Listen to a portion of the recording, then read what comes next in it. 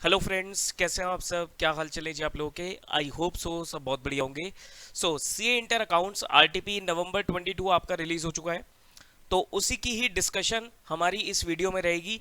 Plus मैं इस video के थ्रू आपको दो तीन चीजें और बताऊंगा। एक तो रिवीजन स्ट्रेटजी कि किस तरीके से हमें अपने सी इंटर अकाउंट्स को रिवाइज करके चलना है फॉर नवंबर 22 अटेम्प्ट्स। अब जैसे कि 2 महीने रह गए आपके पास, सितंबर और अक्टूबर, तो हम किस तरीके से अपने सिलेबस को पूरा जो अच्छा वॉल्यूम वाला सिलेबस होता है उसको किस तरीके से हम 3 बार रिवाइज कर सकते हैं, वो भी मैं आप लोगों को यहां पर स्ट्रेटेजी दूंगा। दूसरा, माइंड में रहता है कि सर कुछ कोई अमेंडमेंट्स तो नहीं है, तो अमेंडमेंट्स के ऊपर भी यहां पर डिस्कशन हो जाएगी। हालांकि मैं आपको बता दूं सर, अमेंडमेंट्स कुछ खास नहीं है, छोटी छोटी सी कुछ अमेंडमेंट्स है, वो हम इस वीडियो के थ्रू डिस्कस कर लेंगे। ठीक है जी। ये वीडियो 3 पार्ट्स में रहेगा, मतलब वीडियो तो सेम ही रहेगा लेकिन इसमें आपको 3 एरियाज मिलेंगे। सबसे पहले हम रिवीजन स्ट्रेटेजी डिस्कस करेंगे, सेकंड हम अमेंडमेंट्स डिस्कस करेंगे, और थर्ड हम आरटीपी को डिस्कस करेंगे। आरटीपी में हम हर एक चैप्टर के क्वेश्चन को उठाएंगे और उसको कुछ क्वेश्चन हम सॉल्व करेंगे, कुछ क्वेश्चन हम आंसर के थ्रू डिस्कस करेंगे, लेकिन मेरी पूरी कोशिश रहेगी डिटेल में आरटीपी का डिस्कशन आप लोगों के साथ किया जाएगा।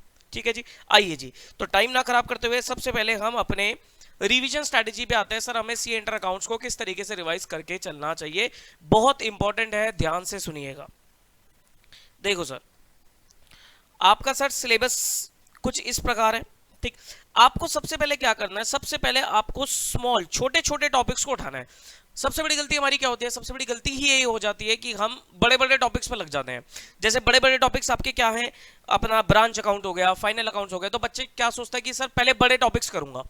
अगर आप बड़े टॉपिक्स में लग जाओगे तो आप या तो बहुत ज्यादा परेशान हो जाओगे बड़े टॉपिक से। ठीक, दूसरा चीज आपका टाइम बहुत ज्यादा लग जाएगा और फिर आप कहते हैं ना कि काम नहीं कर पाओगे, आगे जाकर आपको फिर सिलेबस को पूरा करने में दिक्कत आएगी। तो कभी भी आपको बड़े टॉपिक से स्टार्ट नहीं करना चाहिए, सबसे पहले हमें छोटे छोटे टॉपिक्स को खत्म करना चाहिए। देखो छोटे छोटे टॉपिक्स का फायदा क्या होता है, छोटे टॉपिक्स आपको नंबर भी दिलाएंगे और आपका टाइम भी बचाएंगे। तो स्पीड बनानी है आपको स्टार्टिंग में और छोटे छोटे टॉपिक्स को उठाना है। कौन कौन से छोटे टॉपिक्स हैं वो मैंने आपके सामने लिखे हैं। कोशिश करिएगा ये जो मैंने सीक्वेंस लिखा है इसी को ही फॉलो करो। इसकी मैं आपको गारंटी देता हूं, अगर आप ये सारी बातें फॉलो करके चलोगे, I guarantee you to score 80+ in accounts. 80+ आप आराम से इस पेपर में ला सकते हो। और ये पेपर आपको सर सबसे ज्यादा स्कोरिंग होता है सी इंटर ग्रुप 1 में, अकाउंट्स का पेपर। अकाउंट्स में आपको 80+ मार्क्स जरूर स्कोर करने चाहिए in order to get good marks in C inter. Rank लाने के लिए या कई बार बच्चा एग्रीगेट बनाने के लिए, ये सब आपका अकाउंट्स का पेपर काफी काम आता है। ठीक, तो देखिए कौन कौन से टॉपिक्स हैं। सबसे पहला आता है sir investment accounting along with AS13। Investment accounting से शुरुआत करो, AS13 साथ साथ कवर हो जाते हैं, तो इन्वेस्टमेंट अकाउंटिंग आपको सबसे पहले करना चाहिए। उसके बाद आपको उठाना चाहिए इंश्योरेंस क्लेम्स का टॉपिक, इंश्योरेंस क्लेम हो गया, देन हायर परचेज हो गया, उसके बाद आपका डिपार्टमेंटल अकाउंट्स हो गया। ये 4 टॉपिक्स आपने खत्म करे। ठीक, कौन कौन से, investment account, insurance purchase, insurance claim, hire purchase और डिपार्टमेंटल अकाउंट्स। ये 4 खत्म होते ही फिर आप कंपनी अकाउंट्स के छोटे टॉपिक्स उठा लो, जैसे pre and post incorporation. 8 number का क्वेश्चन आ ही जाता है सर, 5 या 8 नंबर का। बोनस इशू, राइट इशू, दोनों में से एक, कोई भी एक क्वेश्चन 5 नंबर में पूछा जा सकता है। Redemption of preference shares, redemption of debenture, ये भी आई जाते हैं कई बार। तो सर ये तीनों मिक्स होके भी आते हैं, जिसमें आपका बोनस हो गया, रिडेम्पशन ऑफ प्रेफरेंस हो गया, रिडेम्पशन ऑफ डिबेंचर हो गया, ये पूरा मिलाकर 20 नंबर का क्वेश्चन आ सकता है, पिछले अटेम्प्ट में आ गया था। ठीक, तो आप इन टॉपिक्स को बाद में उठाना। तो किस तरीके से आपने छोटे छोटे टॉपिक्स उठाए, investment account, insurance claim, hire purchase, departmental, then pre and post, bonus right, redemption of preference share and redemption of debenture. ये छोटे छोटे टॉपिक्स आपको 60 to 65 मार्क्स दिलवाकर जाएंगे। 60 to 65 मार्क्स आपको ये छोटे छोटे टॉपिक्स दिलवाएंगे और कम टाइम में आप 60-65 मार्क्स की तैयारी कर जाओगे। यही अगर मैं बड़े टॉपिक्स बोलता तो सर बड़े टॉपिक्स आपका टाइम भी ज्यादा लगता, मार्क्स भी कम मिलते। तो स्टार्ट विद द छोटे टॉपिक्स। ठीक, छोटे टॉपिक्स होने के बाद उसके बाद आपको एक बहुत इंपॉर्टेंट एरिया उठाना है, that is your accounting standards, and एक छोटा सा टॉपिक है फ्रेमवर्क। ये साथ में कवर कर लेना, एएस हो गए और फ्रेमवर्क हो गए। ये फिक्स है सर, 25 नंबर का आपको इनमें से पेपर मिलेगा। एएस 20 नंबर का कंपलसरी क्वेश्चन, आपको पहला क्वेश्चन एएस का ही मिलता है 20 नंबर का, और एक बीच में आपको थ्योरी क्वेश्चन किसी भी क्वेश्चन में या तो लास्ट में आ जाएगा, कहीं भी आ जाएगा। 5 नंबर का आपको एक फ्रेमवर्क का थ्योरी क्वेश्चन या प्रैक्टिकल क्वेश्चन आपको एग्जाम में देखने को मिलेगा। तो 25 नंबर फिक्स है, ये आपको सेकंड प्रेफरेंस में उठाना है। ठीक, एएस में आपके पास एप्लीकेबिलिटी ऑफ एएस हो गया, देन अकाउंटिंग स्टैंडर्ड 1 हो गया, 2 हो गया, 10 हो गया, 11, 12 और 16। एएस में आपको यही कवर करने हैं, एक AS3 और 13 वो भी आपके कोर्स में है, लेकिन उनके चैप्टर है। जैसे AS13 तो इन्वेस्टमेंट अकाउंटिंग के साथ कवर होगा और AS3 आपका कैश फ्लो स्टेटमेंट के साथ कवर होगा। उसको आप यहां पर मत कवर करना, उसको चैप्टर के साथ कवर कर लेना। अभी आपको AS में सिर्फ आपको इन्हीं चीजों के ऊपर, इन्हीं AS के ऊपर ध्यान देना है, ठीक। उसके बाद आपका एक फ्रेमवर्क का टॉपिक हो गया, ये आप कर लेना साथ साथ। छोटा सा टॉपिक है, थ्योरी टॉपिक है, और एक छोटा सा एक नॉट गोइंग कंसर्न वाला प्रैक्टिकल आता है, वो आप देख लेना, ठीक। उसके बाद आपका आता है सर बड़े टॉपिक्स, फिर ये आपके सर बिग टॉपिक्स आ गए। बिग टॉपिक्स में आपके 4 टॉपिक्स बड़े बड़े हैं, जैसे एक इनकम्प्लीट रिकॉर्ड्स, सिंगल एंट्री जिसे आप बोलते हो, वो हो गया आपका। कैश फ्लो स्टेटमेंट AS3 हो गया आपका। देन आपका ब्रांच अकाउंट्स हो गया, और last is your final accounts of companies हो गया, जिसमें हमारा शेड्यूल 3 आ जाता है। शेड्यूल 3 में छोटे छोटे टॉपिक आएंगे, जैसे मैनेजरियल रेम्युनरेशन भी इसके साथ कवर हो जाता है, डिविजिबल प्रॉफिट्स का टॉपिक भी इसी के साथ कवर हो जाता है। तो फाइनल अकाउंट्स मैंने पूरा लिख दिया आपका यहाँ पर, ठीक। तो ये आपके बड़े टॉपिक्स हैं, ये आपके बड़े टॉपिक्स हैं। एग्जाम में सर 40 to 45 मार्क्स आपको इन बड़े टॉपिक्स में से भी पेपर देखने को मिलेगा। पूरा पेपर आपका लगभग 125 नंबर का होता है। 125 नंबर में से आपको 100 नंबर का पेपर अटेम्प्ट करना होता है। वो मेरे ख्याल से आपको पेपर पैटर्न पता ही होगा कि सर पहला क्वेश्चन आपका कंपलसरी होता है 20 नंबर का। उसके बाद आपके बाकी के जो 6 क्वेश्चन होते हैं, उन बाकी के जो आपके 5 क्वेश्चन होते हैं, उनमें से कोई भी आपको 4 क्वेश्चन करने होते हैं, हर एक क्वेश्चन 20 नंबर का। और 20 के फिर सब पार्ट्स होते हैं, 8 या 12 का हो गया, 10-10 का हो गया, या 5-5-10 का हो गया। अब जैसे आप लास्ट में जाओगे तो सर लास्ट में सारे 5-5 नंबर के छोटे छोटे क्वेश्चंस होते हैं, वो हो गया आपका। कई बार 20 नंबर का फुल फ्लेज क्वेश्चन भी आ जाता है। इस तरीके से आपका पेपर पैटर्न डिजाइन होता है, ठीक। तो ये आपकी रिवीजन स्ट्रेटेजी आ गई। अब आता है सर हमें टाइम कितना लगेगा। देखो, फर्स्ट रिवीजन जब आप उठाओगे, फर्स्ट रिवीजन 3 बार रिवीजन आप आराम से निकाल सकते हो। 2 महीने के अंदर 3 बार रिवीजन आप आराम से कर सकते हो, अगर आपके सिंगल ग्रुप है तो। देखो, अगर आपका सिंगल ग्रुप है, एक ही ग्रुप दे रहे हो, तो 2 महीने में आप 3 रिवीजन निकाल सकते हो अकाउंट्स की, ठीक। हर एक सब्जेक्ट की निकाल सकते हो बेसिकली। लेकिन अगर आप बोथ ग्रुप्स दे रहे हो तो सर 2 महीने में 2 ही रिवीजन निकल पाएगी, क्योंकि फिर आपके पास 8 सब्जेक्ट होते हैं, ठीक। अब वो देख लेना जैसा भी आपका केस हो। फर्स्ट रिवीजन में आपको सर लगभग नहीं तो 12 to 15 डेज लग जाएंगे। जो बोथ ग्रुप्स वाला बच्चा होगा उसको थोड़ा फास्ट करना पड़ेगा, कम समय लगाना पड़ेगा, थोड़ा सा क्वेश्चंस कम कर लेना, ठीक। तो मैं अभी ग्रुप 1 के हिसाब से बात कर रहा हूं, जिसका सिंगल ग्रुप है, ठीक। ग्रुप 2 वाला बच्चा वो ऑटोमेटिकली थोड़ा सा एडजस्टमेंट कर लेना, थोड़ा सा कम कर लेना चीजों को, ठीक। फर्स्ट रिवीजन 12 to 15 डेज लग जाएगा, प्रोवाइडेड आप अकाउंट्स को 8 आवर्स पर डे दे रहे हो तो। अगर आप अकाउंट्स को 8 घंटा, एक दिन में 8 घंटे अकाउंट्स पढ़ रहे हो, तो 12 से 15 दिन में आपकी पहली रिवीजन होती है। सर 8 घंटे अकाउंट्स पढ़नी है, इसका मतलब ये नहीं है कि पूरे दिन में आपको पढ़ना ही 8 घंटे है, नहीं सर। अब आपके 2 महीने रह गए हैं, तो मैं उम्मीद करके चलता हूं आप 12 to 14 आवर्स की स्टडी निकालोगे ही निकालोगे।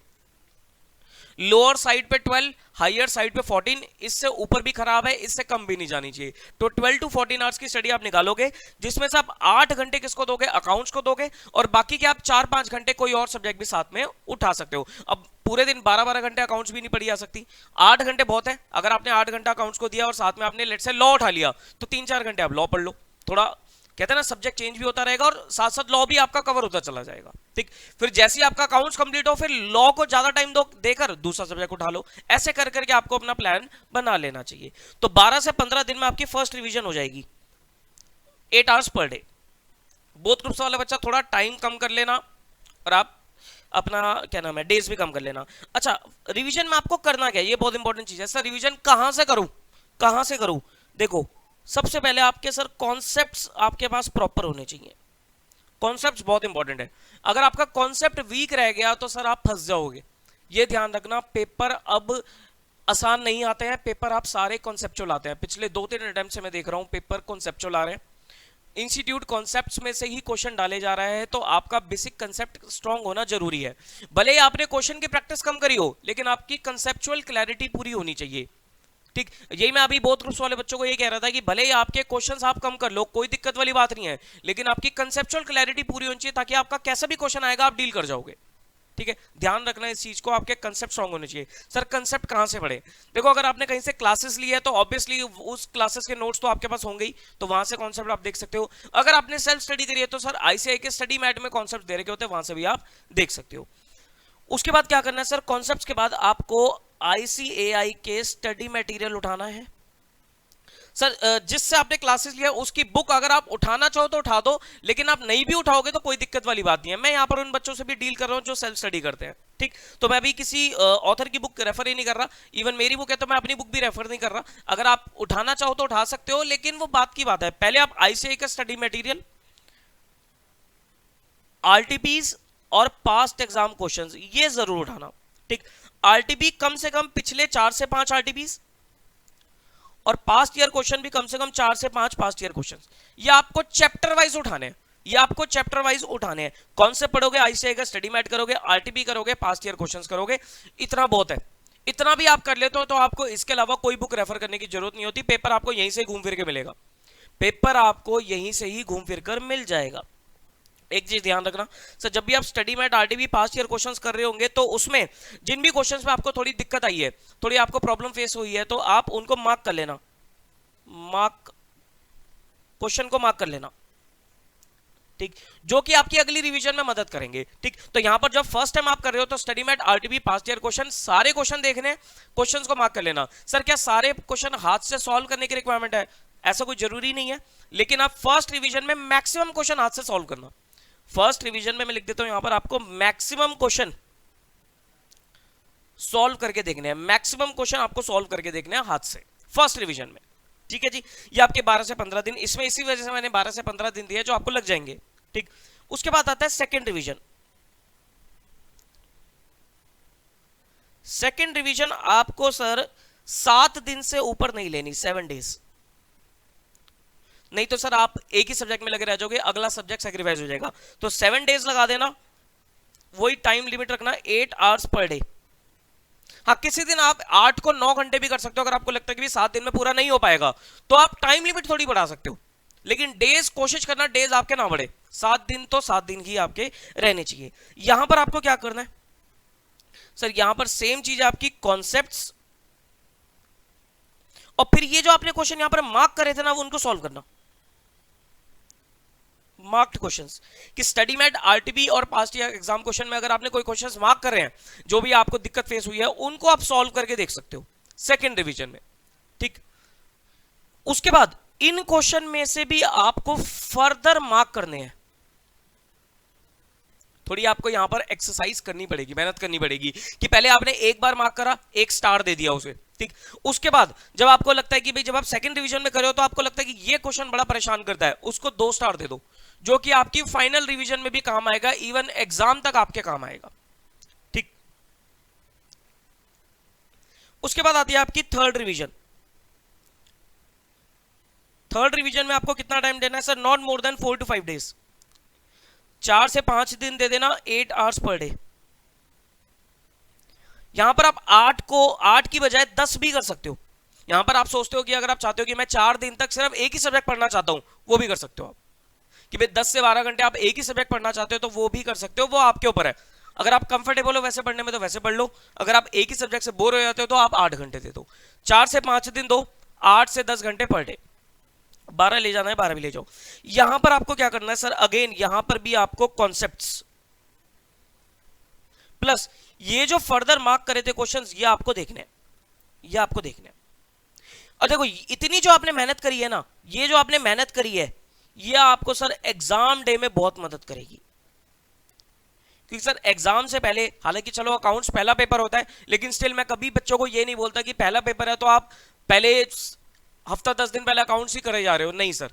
पहला पेपर है, ठीक है, पहले पेपर में आपका मार्क्स अच्छे आने जरूरी हैं, तो पहले पेपर को आप 3 दिन से ऊपर मत दो, 3 दिन पहले शुरू कर दो अकाउंट्स की पढ़ाई, उससे ऊपर नहीं। जैसे आपका मेरे ख्याल से 1 या 2 तारीख को पेपर है, एज्यूम करते हैं 2 नवंबर को पेपर है, तो सर लास्ट के 3 दिन हो गए आपके, यानी कि 30 अक्टूबर, 31 अक्टूबर और 1 नवंबर, ये 3 दिन दो, इससे ऊपर मत दो। इससे ऊपर दोगे तो सर कोई फायदा नहीं होता, वो बस कहने वाली बात होती है, ठीक। तो यहां पर आपने जो फर्दर मार्क करे थे क्वेश्चंस, वो आपने देखे फाइनल रिवीजन में, और आपने एग्जाम डे के लिए अपने आप को तैयार कर लिया कि भाई एग्जाम डे पे मुझे कॉन्सेप्ट्स देखने हैं, और जो लास्ट में ये जो आपके मार्क क्वेश्चन आए थे निकल के थर्ड लिस्ट में, वही आप देख कर जाओगे, क्योंकि वो आपके हिसाब से बेस्ट क्वेश्चन है, वो आपके हिसाब से बेस्ट क्वेश्चन है जो आपको जरूर देखने चाहिए। अब देखो हर किसी बंदे के लिए, हर किसी पर्सन के लिए ये मार्किंग अलग हो सकती है। मान लो मेरे को क्वेश्चन नंबर 1 में दिक्कत आती है, तो मैंने क्वेश्चन नंबर 1 को एंड तक के लिए रखा, लेकिन आपको क्वेश्चन नंबर 1 में कोई दिक्कत नहीं है तो आपने नहीं रखा, ठीक, तो ये आप किसी से डिस्कस नहीं कर सकते भी कौन सा इंपॉर्टेंट है कौन सा नहीं है। बच्चे कई बार मुझसे पूछते हैं सर इंपॉर्टेंट क्वेश्चंस भेज दो, देखो मैं कभी भी इंपॉर्टेंट क्वेश्चंस नहीं भेजता, क्योंकि इंपॉर्टेंट कुछ होता ही नहीं है और सब कुछ भी इंपॉर्टेंट है। बात समझ रहे हो, इंपॉर्टेंट कुछ भी नहीं है और इंपॉर्टेंट सब कुछ भी है, मतलब सारे क्वेश्चंस इंपॉर्टेंट है, इंस्टीट्यूट कहीं से भी पूछ लेगा। हालांकि अब मैं फिर भी इनकॉर्पोरेट करने लग गया हूं कि भाई ये लिस्ट ऑफ क्वेश्चंस है जो आपको जरूर देखने चाहिए, लेकिन इसका मतलब ये नहीं है कि बाकी क्वेश्चन आप छोड़ दो। मैं पहले ही डिस्क्लेमर दे देता हूं कि बाकी क्वेश्चन छोड़ने नहीं है, ठीक, बट वो मैं उस चीज को रिकमेंड नहीं करता। इंपॉर्टेंट सारे क्वेश्चंस होते हैं, एवरी क्वेश्चन इज इंपॉर्टेंट, वो आपके ऊपर है सर आप कैसे तैयार करते हो अपने आप को। बात समझ में आती है, तो ये थर्ड रिवीजन होगी। अच्छा, थर्ड रिवीजन में एक और आपको काम करना है सर, थर्ड रिवीजन में आपको मॉक टेस्ट जरूर देना है, कम से कम 1 या 2 मॉक टेस्ट जरूर दोगे फुल कोर्स के, 1 या 2 मॉक टेस्ट आपको फुल कोर्स के जरूर देने हैं, ठीक। चैप्टर वाइज टेस्ट दो या ना दो, मिक्स करके टेस्ट दो या ना दो, मॉक टेस्ट जरूर देने, कम से कम 1 और मैक्सिमम 2 या 3, जितने भी आप देना चाहो। जैसे आप सिंगल ग्रुप वाले हो तो आप 2-3 भी दे सकते हो मॉक टेस्ट पर सब्जेक्ट, हर एक सब्जेक्ट की बात कर रहा हूं, खाली ये नहीं कि अकाउंट्स में ही मॉक टेस्ट देना है। मॉक टेस्ट आपको लॉ में भी देना है, टैक्स में भी देना है, कॉस्ट में भी देना है, ऑडिट में भी देना है, हर थ्योरी सब्जेक्ट में भी देना है। बच्चे थ्योरी नहीं देते, प्रैक्टिकल दे देते हैं, लेकिन थ्योरी भी दो, नहीं तो फिर थ्योरी में ही नंबर नहीं आते और थ्योरी की वजह से ही फिर रह जाते हैं बच्चे, ठीक। तो मॉक टेस्ट आपको हर सब्जेक्ट के देने ही देने हैं, ठीक। एक दे दोगे तो सर बोथ ग्रुप से तो आप एक भी दे दोगे तो बहुत है, ठीक। लेकिन अगर आप सिंगल ही ग्रुप वाले हो तो आप सर 2 या 3, ठीक। कहां से सर मॉक टेस्ट मिलेंगे, देखो आईसीआई खुद ही अपलोड कर देगा, तो आईसीआई वाले सॉल्व कर लो, नहीं तो कोई भी पास्ट ईयर पेपर उठा लो, नहीं तो जिस भी टीचर से आप पढ़ रहे हो उनसे मॉक टेस्ट मांगो, ठीक। मॉक टेस्ट मिलेंगे, जितने भी मेरे स्टूडेंट्स हैं मैं आप लोगों को मॉक टेस्ट शेयर कर दूंगा, डोंट वरी एट ऑल। तो वो आपको मॉक टेस्ट जरूर सॉल्व करने हैं। हालांकि मैं तो चैप्टर वाइज भी टेस्ट आपको शेयर कर दूंगा, वो आपके ऊपर, आप करना चाहो तो कर सकते हो, नहीं भी करोगे तो कोई दिक्कत नहीं है, लेकिन मॉक टेस्ट जरूर करने, फुल कोर्स के टेस्ट आपको जरूर देने हैं, उससे आपकी सब्जेक्ट पे पकड़ अच्छी बन जाएगी, कॉन्फिडेंस आपका हाई रहेगा। बात समझ में आती है, तो सर ये रिवीजन स्ट्रेटजी है, इसको अगर आप फॉलो करके चलते हो, आई गारंटी यू कि आपके 80+ मार्क्स अकाउंट्स में आ जाएंगे, आराम से आ जाएंगे, इवन 90+ तक भी आप पहुंच सकते हो, ठीक है जी। तो ये सब चीजें थी, चैप्टर की सीक्वेंस याद रखना सर, यही चैप्टर की सीक्वेंस है, इसको आप नोट डाउन कर लो या स्क्रीनशॉट ले लो या जैसे भी आपको ठीक लगे वैसे करो, इसी ऑर्डर में करना प्लीज, बड़े चैप्टर से शुरुआत मत करना, बिल्कुल ही मत करना, ठीक है जी। चलिए फिर ये रिवीजन स्ट्रेटजी होगी। अब हम आते हैं सर अपनी अमेंडमेंट्स के ऊपर कि अमेंडमेंट्स क्या क्या हैं, कुछ खास इतनी अमेंडमेंट्स नहीं है, एक बार अमेंडमेंट्स को भी नजर लगा लेते हैं आरटीपी के थ्रू। आरटीपी में दे रखी है आपको अमेंडमेंट्स, मैं आपको आरटीपी दिखा देता हूं। अच्छा, अभी जो मैं आरटीपी आपको कराने वाला हूं, आरटीपी किस ऑर्डर में कराऊंगा, मैं इसी ऑर्डर में कराऊंगा, ये जो मैंने आपको लिख के दिया ना यहाँ पर चैप्टर के ऑर्डर, इसी ऑर्डर में कराऊंगा। जैसे पहले इन्वेस्टमेंट अकाउंट होगा, एएस 13 हो जाएगा, फिर इंश्योरेंस क्लेम, हायर परचेस, इसी ऑर्डर में होगा, तो फाइनल अकाउंट्स का क्वेश्चन हमारा सबसे एंड में किया जाएगा, ठीक। एक बच्चे से रिक्वेस्ट है कि कोई भी बच्चा सर एक टाइम स्टैम्प बना देना वीडियो में कि भाई रिवीजन स्ट्रेटेजी कितने टाइम पे है, अमेंडमेंट्स कब है, और चैप्टर वाइज अगर टाइम स्टैम्प कोई बच्चा बना सके तो बना देना प्लीज, ठीक। देखो भाई ये आपका आरटीपी है,